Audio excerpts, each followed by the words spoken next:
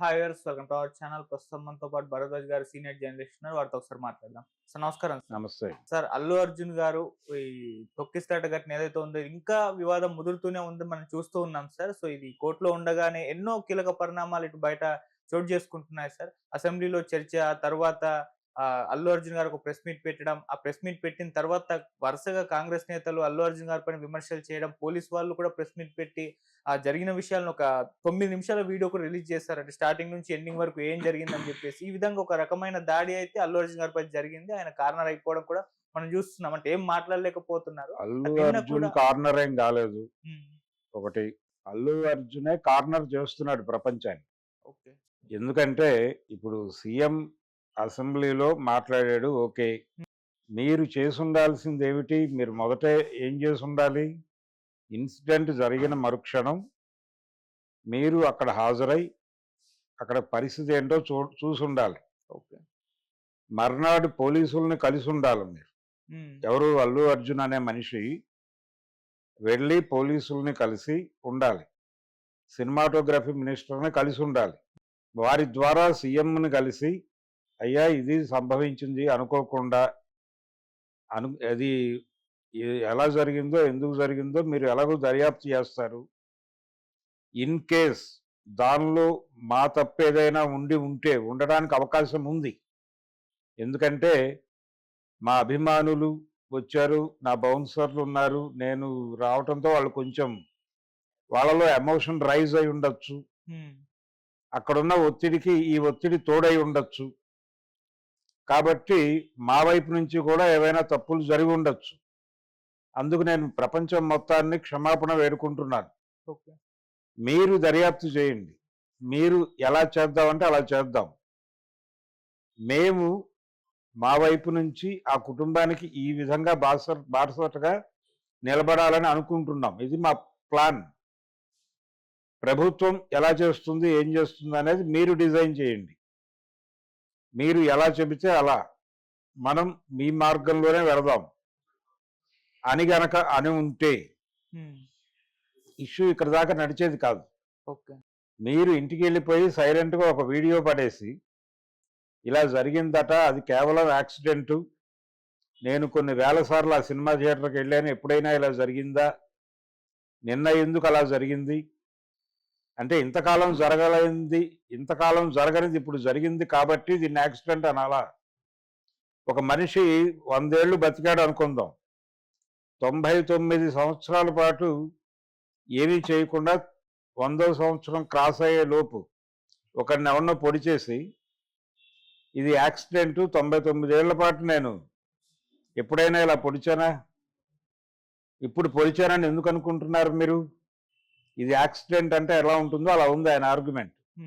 ఇప్పుడు అక్కడ తొక్కిసలాట జరిగింది. తొక్కిసలాట కంట్రిబ్యూటర్లు మీరు కూడా, మీ అభిమానులకు మెసేజ్లు వెళ్ళినాయి, మీరు అక్కడికి వస్తున్న విషయం రైటా రాంగా, అందరూ చేరారా చేరలేదా, వాళ్ళు చెప్పినట్టుగా దూరం నుంచి మెట్రో స్టేషన్ కింద నుంచే ఆయన ఆ టాపు తీసేసి కారు మీద ఎక్కి చేతులోపడం అనే వీడియోలు బయటకు వచ్చినాయి. ప్రపంచం అంతా చూస్తోంది. సంజయ్ థియేటర్ ఎదురుకుండా మెట్రో స్టేషన్ లేదు కాబట్టి మెట్రో స్టేషన్ ఎక్కడుంది? సప్తగిరి థియేటర్ అవతల ఉంది. అక్కడ నుంచి వారు చేతులూపుతూ రావటం అనేది జరిగింది. ఆ అభిమాన సందోహం మొత్తం అలా థియేటర్ మీదకి తోసింది. తోయటం వలన ఆల్రెడీ అక్కడ స్పేస్ లేదు అనేది మొదట చెప్పుకోవాల్సిన విషయం. అక్కడ ఉన్న స్పేస్లో ఏ అకామిడేషన్ దొరుకుతుందో ఆ మేరకు మీరు ప్రోగ్రామ్ని డిజైన్ చేసుకోవాల్సిన బాధ్యత మీ మీద ఉంది. పోలీసులు పర్మిషన్ ఇచ్చారా లేదా అన్నది కాదు ప్రశ్న ఇక్కడ. వీళ్ళు అడిగారు, వాళ్ళు ఇవ్వలేదు. అసలు అది ఇష్యూనే కాదు, కావాలని ఆ ఇష్యూ మాట్లాడుతున్నారు. పర్మిషన్ వచ్చిందని ఎలా చెప్తాడు ఈయన? థియేటర్ వాళ్ళు నాకు చెప్పారు అంటున్నాడు.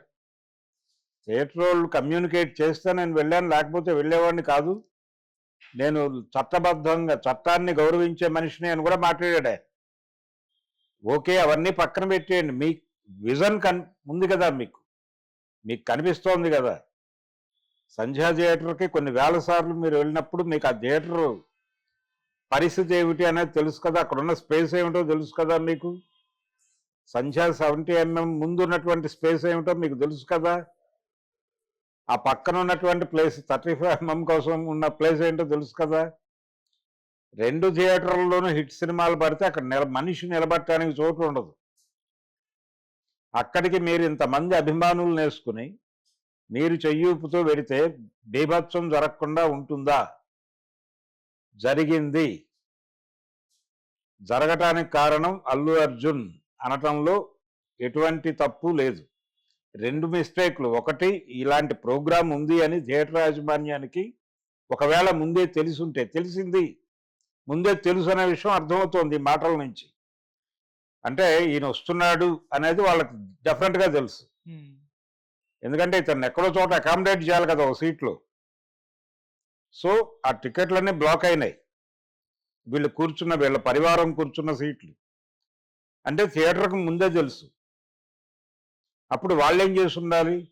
ఏజ్డ్ పీపుల్ కూడా వస్తారు సినిమా చూడటానికి, అన్ని వయసుల వాళ్ళు వస్తారు కదా. అవును. ఇప్పుడు సినిమా చూసే ఉత్సాహంతో ఒక 70 ఏళ్ళ కూడా వచ్చాడండి, ఆడు ఫిజికల్గా బాగానే ఉంటాడు, కానీ తనకే తెలియని కొన్ని వయసు రీత్యా ఏర్పడేటువంటి కొన్ని బలహీనతలు ఉంటాయి, వీక్నెసెస్. ఆ టైంలో ఎలా ఒక గుంపు మీద పడితే అటు తట్టుకునే కింద పడిపోయి చచ్చిపోవచ్చు. సో ఇటువంటి కండిషన్లో థియేటర్ యాజమాన్యానికి వీళ్ళు వస్తున్నారని తెలిసినప్పుడు ఆ బయట ఉన్న వాళ్ళలో ఫ్యామిలీస్ ఇలాంటి వాళ్ళని లోపలికి అలౌ చేసేయచ్చు కదా. ఎందుకు బయట పెట్టారు వాళ్ళని? లోపలికి పంపించినట్టుగా అక్కడ లేదు, అక్కడే తిరుగుతున్నారు. అవును. వీళ్ళు అప్పుడే ఎంటర్ అయ్యారని చెప్తున్నారు అందరూ. ఈ ఫ్యామిలీ అక్కడ కొంత స్పేస్ క్రియేట్ చేసి ఉండాలి వాళ్ళు కనీసం. అంటే వచ్చిన వాళ్ళకి వచ్చినట్టుగా వేరే వైపు నుంచి దానికి ఇంకో మార్గం, అంటే లోపలికి థియేటర్ లోపలికి ఎంట్రన్స్ కాదు. అంటే క్యాంపస్లోకి ఎంటర్ అవడానికి ఒకటే గేట్ ఉంది, కానీ థియేటర్లోకి ఎంటర్ అవడానికి 3-4 వేస్ ఉన్నాయి. అక్కడ మనిషిని పెట్టి మీరు, అమ్మ మీ దగ్గర టికెట్లు ఉంటే ఇక్కడ ఏదో హడావిడి జరుగుతుంది, మీరు అలా వెళ్ళిపోండి, పక్క నుంచి ఆ డోర్లోంచి లోపలికి వెళ్ళిపోవచ్చు మీరు అని ఒక ఏర్పాటు చేయాలి కదా, ఒక ఆల్టర్నేటివ్ ప్లాన్. అదేమీ లేకుండా ఎవరికి వాడు నోరు వెళ్ళబెట్టుకుని హీరోని చూస్తూ అక్కడ జనాల భద్రతను గాలికి వదిలేసిన బాధ్యత రాహిత్యం ఎవరిది? థియేటర్ వారికి బాధ్యత ఉంది దీనిలో ఖచ్చితంగా. ఈ కార్యక్రమం డిజైన్ చేసినటువంటి డిజైనర్లు ఉన్నారు, యూనిట్ వైపు నుంచి ఉండొచ్చు, అందరూ మాట్లాడుతున్నారు, కానీ దీన్ని ఈవెంట్ గా క్రియేట్ చేయటం ద్వారా ఎమోషన్, అల్లు అర్జున్ అంటే ఉన్నటువంటి ఒక ఇమేజ్ని, ఒక పిచ్చిని, ఒక పానిక్ సిచ్యువేషన్ని, దీన్ని హైలైట్ చేసి ప్రపంచం ముందు ఆవిష్కరించాలి అనేది కదా ప్రోగ్రాం ఉద్దేశం. ఆ ఉద్దేశంలోనే లోపం ఉంది. ఆ ఉద్దేశం మీకు ఉన్నప్పుడు దానికి తగిన థియేటర్ని ఎంచుకోండి. మీకు సెంటిమెంట్ సంధ్యా థియేటర్ అయి ఉంటే మీరు అలా బయట నుంచి ఊరేగింపుగా రాకుండా థియేటర్లో సడన్గా ప్రత్యక్షమై జనాలతో ఇంటరాక్ట్ అయ్యి అంతర్ధానం అయిపోయి ఉంటే ఈ పరిస్థితి వచ్చేది కాదు కదా. అలా జరిగింది. టోటల్గా వాళ్ళు ఆ అమ్మాయి మరణాన్ని విధివశాత్తు జరిగిందిగానే ఆవిడ ఆయుష్ తీరి ఆవిడకి భగవంతుడు సంధ్యా థియేటర్ ప్రాంగణంలో చావు రాసిపెట్టి ఉండబట్టి జరిగింది తప్ప లేకపోతే జరిగేది కాదు అన్న టోన్లో మాట్లాడుతున్నారు అందరూ. ఏది క్రైసిస్ మేనేజర్గా పేరుగాంచినటువంటి అరవింద్ గారు కూడా అదే మాట్లాడుతున్నాడు దాదాపు. పాపం మా అబ్బాయిని ఎందుకు టార్గెట్ చేస్తారు, వారి తప్పేముంది? అంత పెద్ద హిట్ 1800 కోట్ల దాకా వెళ్తుంది ఆ సినిమా. ఎలాగూ వసూళ్లు బాగున్నాయి సినిమాకి నిస్సందేహంగా.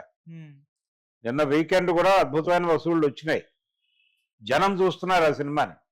సినిమాలో లోపాలు ఉన్నాయా ఇంకోటి ఉన్నాయా అనేది పక్కన పెడితే జనం ఆ సినిమాని అంతర్జాతీయ స్థాయిలో ఆదరిస్తున్నారు. అది బిగ్ సినిమా, దానిలో ఎవరికి సందేహాలు ఉండాల్సిన అవసరం లేదు. అలాగే ఇంకొక బ్లాక్ మెయిల్ చేసే మాట అన్నాడు ఆయన ప్రెస్ మీట్లో, అల్లు అర్జున్ అన్నాడు ఆ మాట. అరవింద్ గారు కూడా అన్నాడు. అరవింద్ గారు ఆ మాట అనకుండా ఉంటే జెంటిల్గా ఉండేది. ఆ మాట ఏంటంటే, మేము చాలా కష్టపడి పాన్ ఇండియా సినిమాలు తీస్తుంటే, తెలుగు సినిమా ఖ్యాతిని అంతర్జాతీయ స్థాయికి తీసుకెళ్తుంటే, గ్లోబల్ లెవెల్కి తీసుకెళ్తుంటే, గ్లోబల్ సినిమాల రేంజ్కి తెలుగు సినిమాని పట్టుకెళ్తుంటే మమ్మల్ని అభినందించి ఆదరించాల్సింది పోయి ఇలా కేసులు కట్టి వేధిస్తారా అన్న వాక్యం దొర్లింది. పాన్ ఇండియా సినిమాలు చేయమని మిమ్మల్ని ఎవరు అడిగారు? పాన్ ఇండియా మార్కెట్కి ఎందుకు ఎగబడ్డారు హీరోలు అందరూ? రెమ్యూనరేషన్లు భారీగా పెరుగుతాయి కాబట్టి ఎగబడ్డారు. ఆ లెవెల్ రెమ్యూనరేషన్లు వర్కౌట్ అవ్వాలంటే సినిమా పాన్ ఇండియా అయితే తప్ప కుదరదు. అందుకని ఇది ఇప్పటి మాట కాదు. గతంలో ఒకసారి ఎన్టీఆర్ దగ్గరికి ఒక ప్రతిపాదన వెళ్ళింది యంగ్ హీరోస్ నుంచి.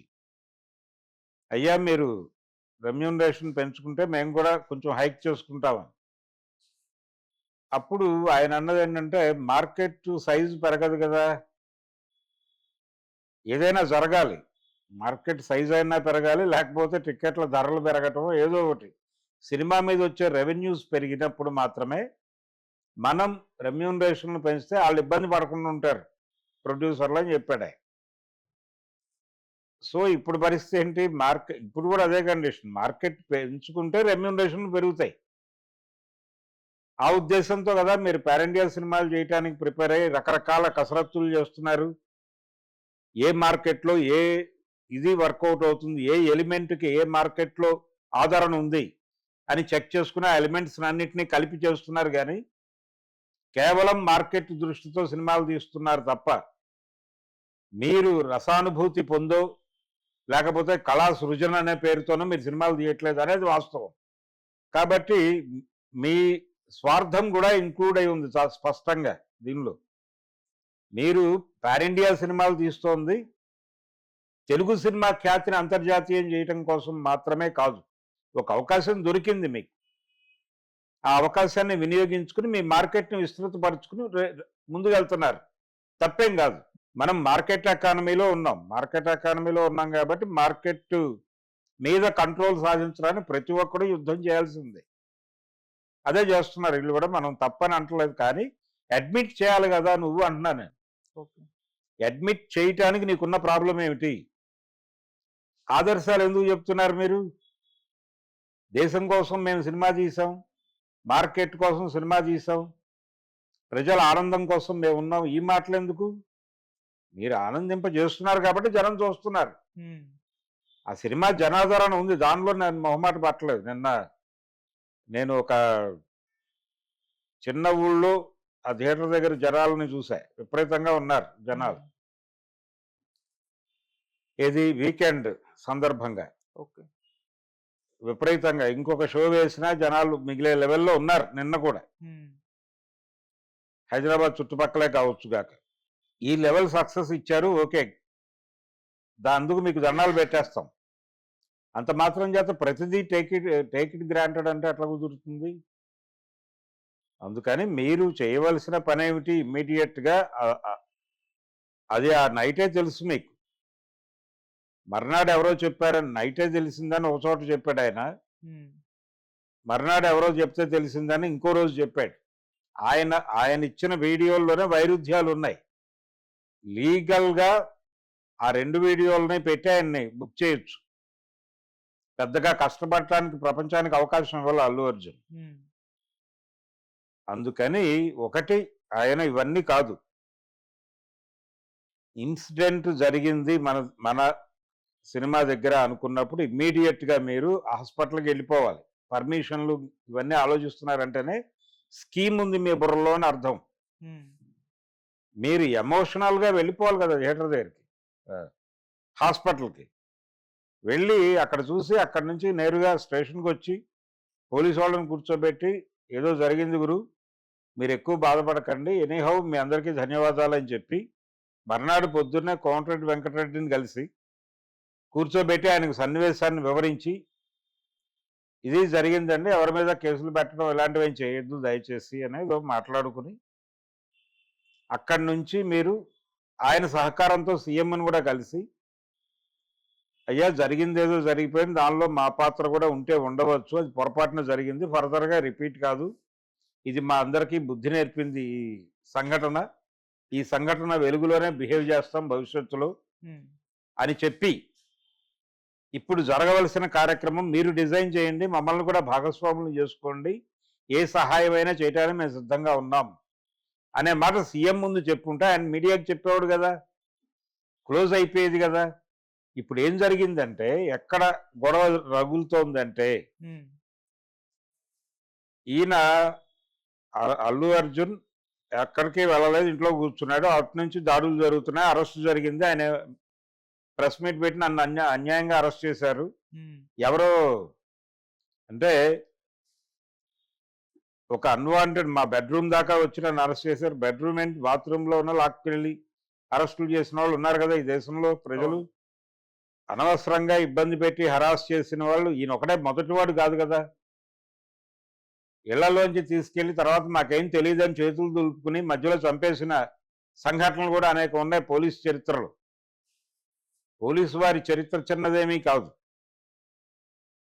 కానీ మీ బెడ్రూమ్ దాకా వచ్చేసారని మీరు గగ్గోలు పెట్టడం అంటే మిమ్మల్ని మీరు సామాన్య ప్రజలలో లేనట్టుగా మిమ్మల్ని మీరు ఒక స్వర్గంలో ఉంచుకున్నారు.